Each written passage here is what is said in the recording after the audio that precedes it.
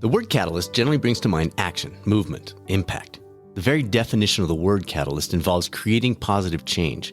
But there's a second and very important aspect to what defines a catalyst.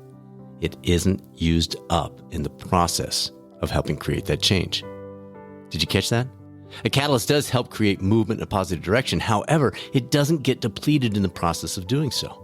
With that in mind, we are considering introducing an occasional new feature to the podcast schedule, the contemplative catalyst. But we need you to tell us if you want it or not. If you've been part of the Catalyst community for long, you probably tuned in expecting to hear this song, along with our traditional in-depth, action-oriented, evidence-based interviews with some of the top authors, researchers, athletes, and coaches on the planet. In contrast, this special episode will encourage you to, at least I hope, step back and ponder, to pause, reflect, and contemplate. It'll be a little shorter, but it's our hope that you'll consider building these shorter episodes into a larger block of time, a bigger window in your day that allows you the space to think them through, to digest and ponder a bit rather than quickly moving on to the next episode or the next to-do item on your list. Whether it's your commute, morning walk, sitting quietly with a cup of coffee before launching your day, or maybe a break in the midst of or the end of your day, we hope this provides some nourishing food for thought and an excuse to hit that pause button on what's next, to simply be with your thoughts and your reflections that we hope this special episode might spark.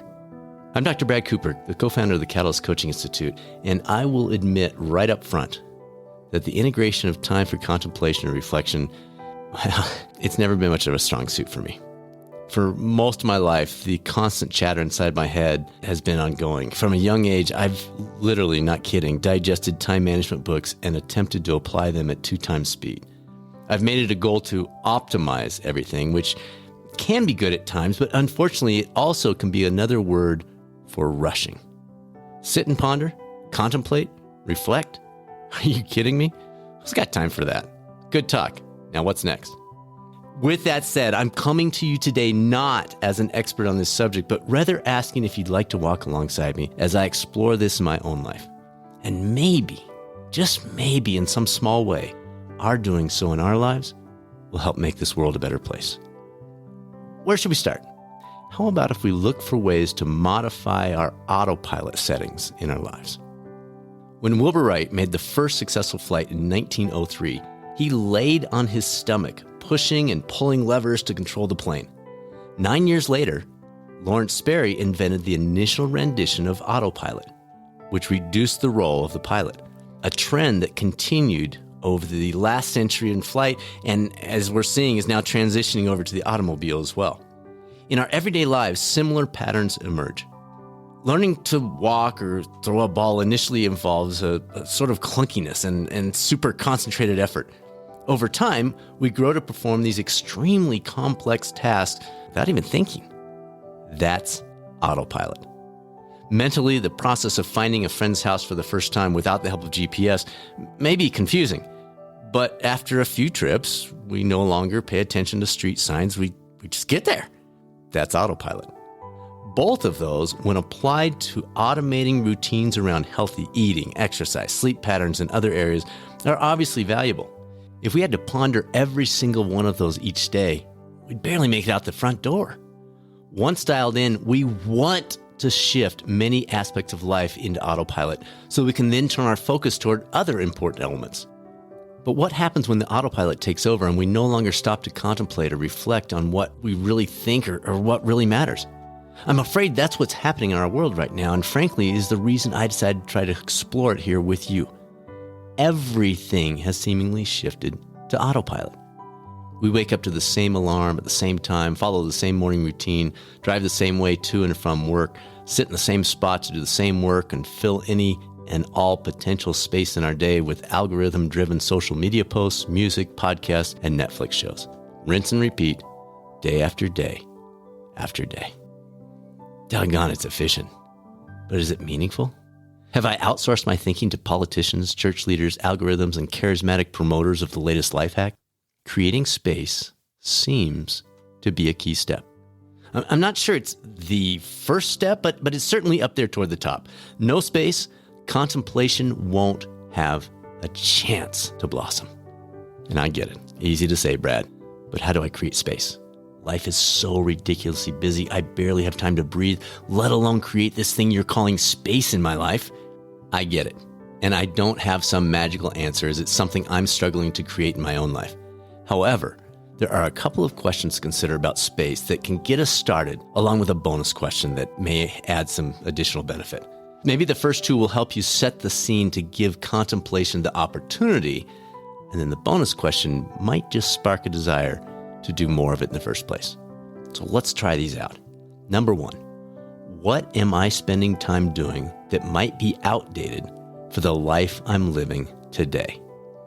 Obviously, there may be some technology answers to this, like automating my grocery shopping so it takes 15 minutes to simply click and then go pick it up, versus my historical pattern of basically 90 minutes of going to the grocery store, shopping, checking out, driving back, etc. But that's not really what I'm talking about here. It may be something worth looking into, but what I mean are the things I'm spending time doing that might have been important in the past, but don't apply to the person I am today. You've likely heard the statement, you never step in the same river twice, meaning the river is ever changing. So even the same exact geographical spot in the river is different each time. Friends, you and I are that river. Many of you know my story. I was pretty dialed in on endurance sport racing in my past life. 11 Ironmans, numerous marathons, a Race Across America cycling event. You get the picture. But it's been years since I've raced seriously. Routines that were critically important back then, like getting to the pool at 5 a.m., avoiding all caffeine, reviewing little details of my workout splits, and keeping my bike in top working condition, frankly have little or no value to the person I am, the life I'm living today. What about you? Have your life and priorities changed, but your habits remain the same? So that's the first question. That's the one that I've been wrestling with, and I invite you to wrestle along with me. Where might I be investing time on outdated activities? Number two, what place will create the space for more what we'll call unitasking? Since we moved to the Cattles Ranch in Fort Collins, Colorado last fall, I've been trying basically a new routine. I've set up a chair in my office that looks out at the sun as it comes up in the morning. I've got my journal and my current pile of books right there in arm's reach. Our dog Sky and I will head down early in the morning. And while it still requires a conscious decision to do that each day, it's gradually becoming a pattern that clears space from all other distractions and sets the stage for reading and reflection in those early morning hours. It's my unitasking space, the place where the only available multitasking involves balancing my cup of coffee while I'm journaling. Contemplation comes much more easily for me in this setting. Maybe your unitasking space place is in your car on your commute, or an evening walk with your dog, or sitting on a bench outside your office, a window seat at your favorite coffee shop, or in front of a fire with a glass of wine. We're all different, but if we can dial in a place that allows for space without the noise of technology, people, and other interruptions, we'll have the space to make this contemplation possible. So, question two, where's my place that creates the space that contemplation requires? And then for the bonus question, to whom am I outsourcing my thinking? This question is at the heart of why we're doing this episode and potential future episodes on contemplation. Nature abhors a vacuum, and when we stop reflecting, when we stop contemplating, we still fill the void. But it's often with words from those who live on the loud extremes rather than the thoughtful middle. I love this advice from last week's podcast guest, Steve Magnus. He said, trying a keto diet may be worthwhile, but being part of the keto diet diehard community is probably a recipe for disaster. Having a sense of community in your church may be fantastic, but if the entire congregation starts screaming politically aimed rhetoric instead of the values on which your beliefs are based, it's probably a good sign to leave. Unfortunately, such outsourced thinking becomes so much easier to do today. A handful of decades ago, if I were to state something clearly ridiculous or think something clearly ridiculous and share it with someone, that person or someone in my community would point it out. They'd question it. The ensuing discussion would then drive me to reflect on my thoughts, perhaps do some additional reading or speaking with others with other opinions to explore the realities of what I'm saying, or lack of realities. Now, however, Thanks to the internet and social media, and by the way, I do see positives to social media. This just isn't one of them.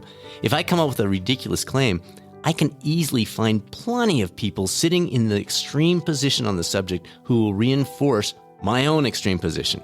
And then the algorithms expand it even further. So I, in quotes, connect with them, have my position encouraged, and build trenches around this thought with the help of those friends, again in quotes.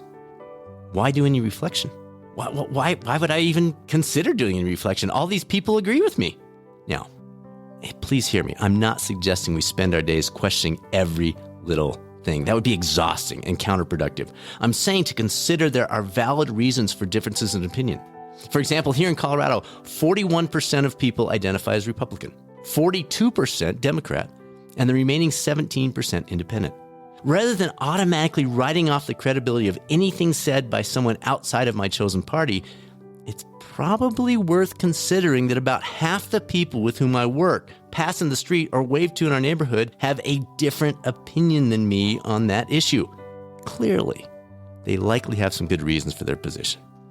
Maybe if we would all take time to listen and reflect, we'd find most of us hold much more of a middle ground position, and that only the extremists are those standing behind the megaphone.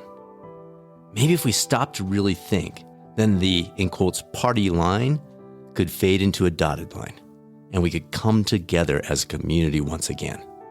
After all, it's called the thoughtful middle for a reason. Here's a little tip that might help put this into action. A good friend of mine has a habit that turns this concept into a practical reality. More often than not, he responds to any new information with a single word. Interesting. Can you hear it? It's a curious, interesting. Not a callous, no way, or a sarcastic, uh-huh, or a positive, absolutely.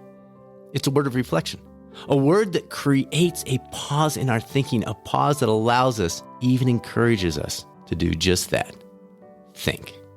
So our final question to ponder today is simply, to whom am I outsourcing my thinking?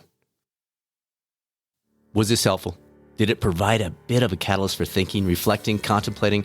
We need your input on this, folks. The podcast is here to serve you. That's why it exists. If you would like us to occasionally include a contemplative catalyst episode like this one, we need to know you see it as beneficial. We'll be watching the downloads on this one very carefully. If they match or exceed our traditional episodes, then we'll bring it back occasionally. If not, we'll stop with this one. So if you'd like to see a little more of these, please pass along to your friends, peers, clients, and others, and we'll take the hint and work these into the schedule in the future as well. Thank you, as always, for tuning into the #1 podcast for health and wellness coaching. Speaking of contemplation, if you're a coach and you have not yet registered for the Rocky Mountain Coaching Retreat and Symposium in Estes Park, Colorado this September, please don't wait. It will fill early. All the details under the retreat tab at catalystcoachinginstitute.com, or reach out to us anytime with questions. Results at catalystcoachinginstitute.com. Now it's time to be a catalyst. Maybe a bit more of a contemplative catalyst for a world very much in need. This is Dr. Brad Cooper. I'll speak with you soon on another episode of the Catalyst Health, Wellness, and Performance Coaching Podcast, or maybe over the YouTube coaching channel.